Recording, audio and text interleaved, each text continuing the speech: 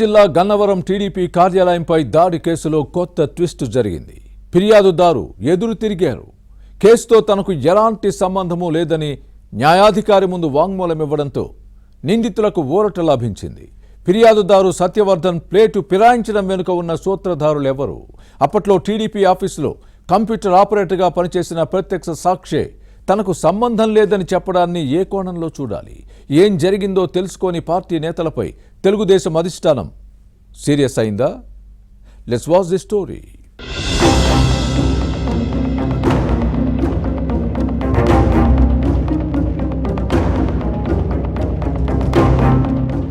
తెలుగుదేశంలో అసలు ఏం జరుగుతుందో ఎవరికి అర్థం కావడం లేదు. కేసులు పెట్టిన వ్యక్తులే వాటిని ఉపసంహరించుకోవడం పార్టీ అధినేతలను విస్మయానికి గురిచేస్తుంది. ఫిర్యాదుదారుడు ఎదురు తిరగడంలో సాక్షాత్తు కృష్ణా జిల్లా గన్నవరం పార్టీ కార్యాలయంపై జరిగిన కేసు నీరుగారిపోయింది. కంప్లైంట్ చేసిన వ్యక్తిని వైసీపీ నేతలు మేనేజ్ చేయడంతో సైకిల్ పార్టీ లీడర్లు కంగుతిన్నారు.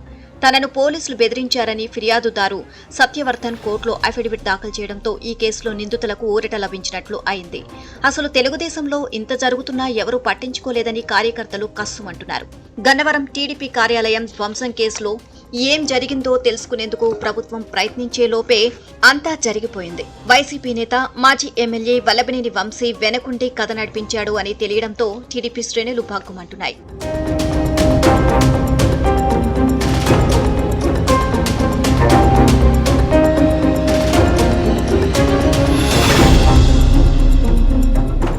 వైసీపీ ప్రభుత్వ హయాంలో గన్నవరం తెలుగుదేశం పార్టీ కార్యాలయంపై దాడి జరిగింది. 2023 ఫిబ్రవరి 20న వైసీపీ కార్యకర్తలు అప్పటి ఎమ్మెల్యే వల్లభనేని వంశీ అనుచరుల బృందం టీడీపీ ఆఫీసును ధ్వంసం చేసింది అన్న ఆరోపణలు వచ్చాయి.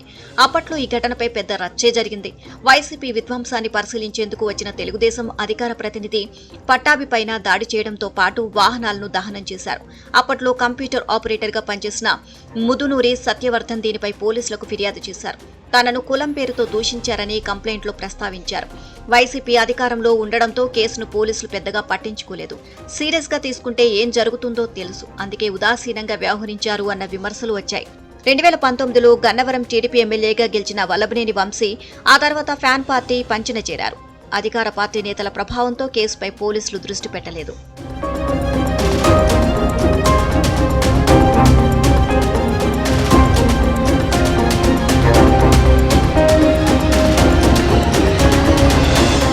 వైసీపీ పాలనలో కోల్డ్ స్టోరేజీలో పెట్టిన కేసును కూటమి ప్రభుత్వం అధికారంలోకి వచ్చిన తర్వాత బయటకు తీసిన పోలీసులు నిందితులను అరెస్ట్ చేశారు. మొత్తం 35 మందిని జైలుకు పంపగా ఆ తర్వాత బెయిల్పై బయటకు వచ్చారు. కొందరు నేతలు ముందస్తు బెయిల్ తెచ్చుకున్నారు.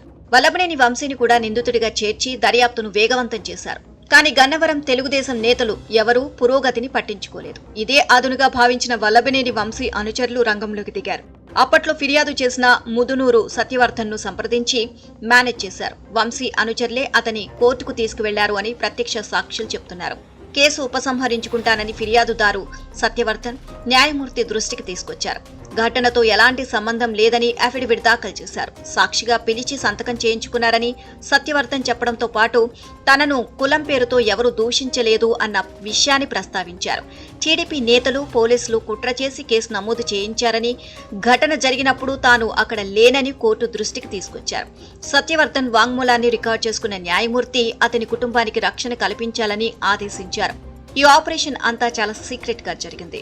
పగడబందీ వ్యూహంతో ప్లాన్ అమలు చేశారు.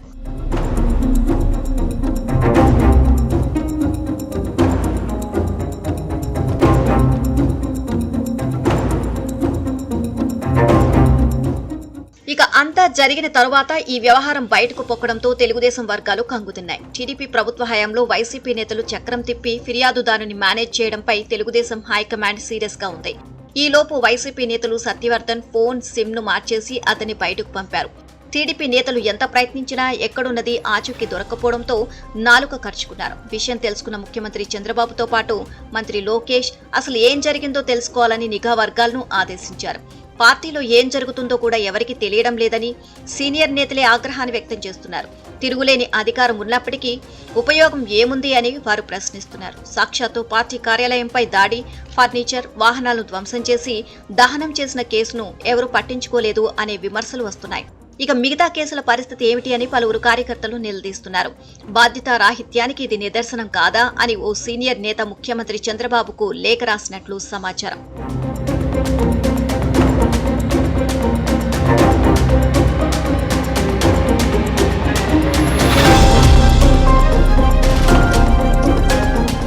ప్రతిపక్షంలో ఉండగా ప్రభుత్వంలో జరిగే అన్ని విషయాలను తెలుసుకొని ఎంతో యాక్టివ్గా వ్యవహరించి రియాక్ట్ అయిన టీడీపీ నేతలకు ఇప్పుడు ఏమైంది అనేది క్యాడర్ క్వశ్చన్. అధికారంలోకి వచ్చిన తరువాత నిర్లప్తంగా వ్యవహరించడం ఇందుకు కారణం అనేవారు లేకపోలేదు. ఇతర వ్యాపకాలతోనూ వైసీపీలో ఏం జరుగుతుందో తెలుసుకోలేకపోతున్నారు అనేది కార్యకర్తల అభిప్రాయంగా కనిపిస్తోంది. మొత్తానికి గన్నవరం కేసులో జరిగిన ట్విస్ట్ తెలుగుదేశంలో కాకరేపుతోంది.